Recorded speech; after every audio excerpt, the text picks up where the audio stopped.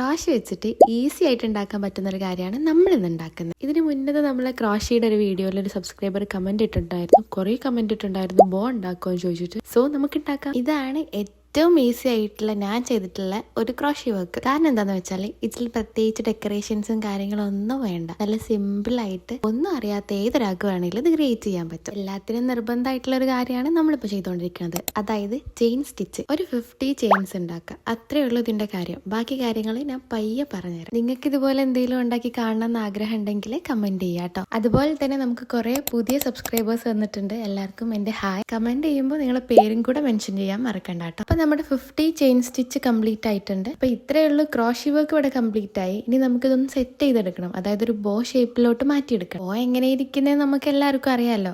ആ ഒരു ഷേപ്പിലോട്ട് മാറ്റിയെടുത്തതിന് ശേഷം ചെറുതായിട്ടൊന്ന് ഗം ചെയ്ത് കൊടുക്കുക. കാരണം എന്താ വെച്ചാൽ പെർഫെക്റ്റ് ആയിട്ട് നിൽക്കാൻ വേണ്ടി. ഇത് നമുക്ക് കീ ചെയിൻ ആയിട്ട് യൂസ് ചെയ്യാം, ബാഗിൽ ജസ്റ്റ് ഹാങ് ചെയ്യാം, അങ്ങനെ പല പേർപ്പസ് ഉണ്ട്. പക്ഷേ എങ്കിൽ ഞാൻ ഇവിടെ ഒരു കാര്യം കണ്ടിട്ടാണ് ഇത് ക്രിയേറ്റ് ചെയ്തിട്ടുള്ളത്. അങ്ങനെ വലിയ സംഭവം ഒന്നുമല്ല.